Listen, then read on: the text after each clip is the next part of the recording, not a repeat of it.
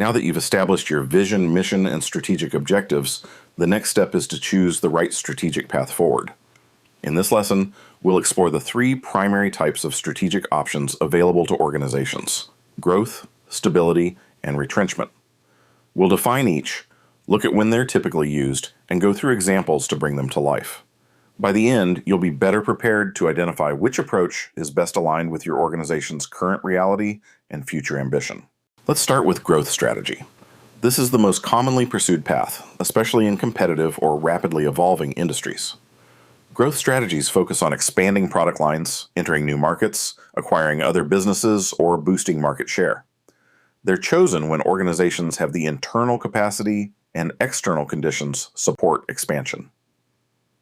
Think of a software company that's gained traction in domestic markets and now wants to expand internationally. It's likely considering a growth strategy. Growth can take many shapes. It can be organic, meaning internal expansion through resources the company already controls. Or it can be inorganic, like through mergers, acquisitions, or strategic alliances. For example, a retail brand might open new stores in a neighboring country, which is organic growth.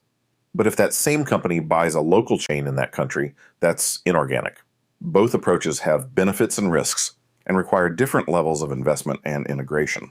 Another form of growth is diversification. Diversification means entering a completely different industry or offering a new kind of product or service.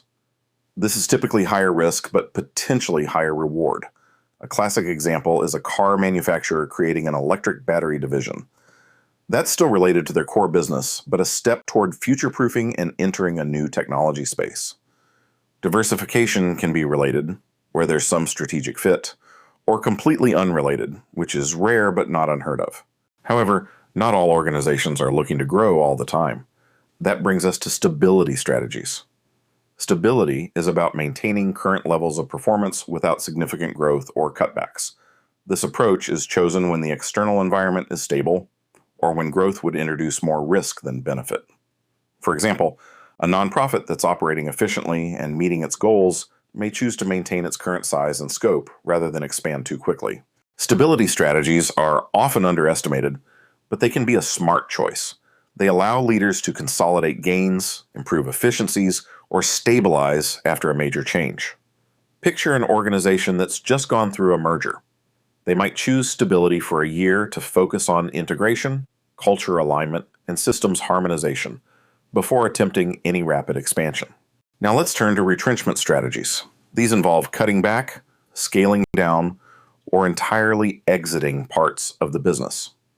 While this can sound like failure, retrenchment is often a strategic move to regain focus, reduce costs, or respond to serious external threats. For example, a global firm facing financial pressure might close underperforming regional offices to strengthen its core business. Retrenchment can take many forms. It might involve divestiture, selling off non-core assets, or downsizing, which is reducing staff or operational footprint, or even liquidation in extreme cases, where a business closes entirely. These moves are difficult, but when done strategically, they can serve as a reset.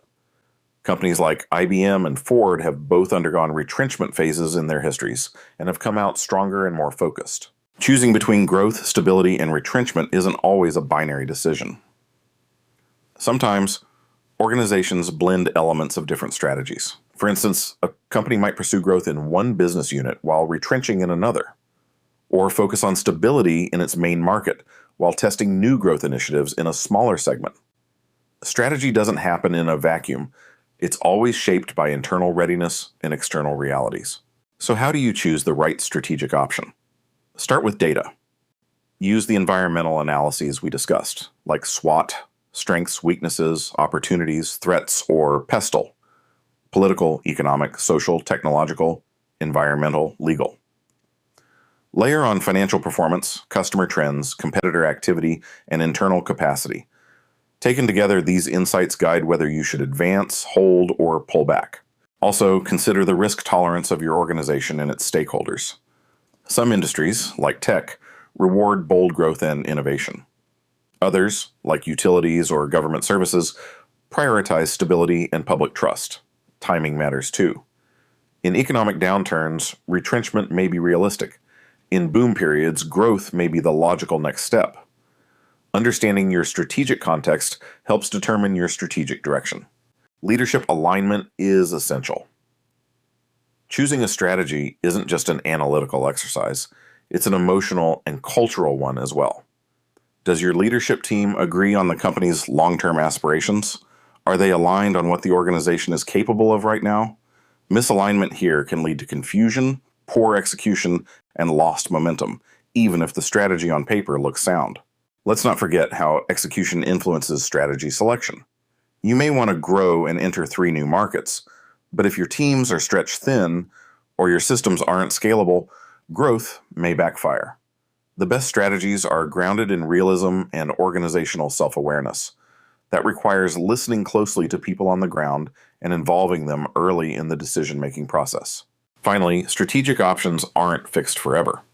What you choose today might need to evolve in 6 or 12 months. That's why monitoring progress, reviewing leading indicators, and building in regular strategic check-ins is so important. Agile strategy means being willing to change course when the context shifts. And in today's fast-changing world, flexibility is just as important as vision. To wrap up, choosing a strategic option, whether it's growth, stability, or retrenchment, is a decision that shapes the future of your organization. The key is to align your external realities, internal capabilities, and leadership priorities. In the next lesson, we'll turn our focus to how you actually implement the strategy you've chosen, including tips for communication and change management.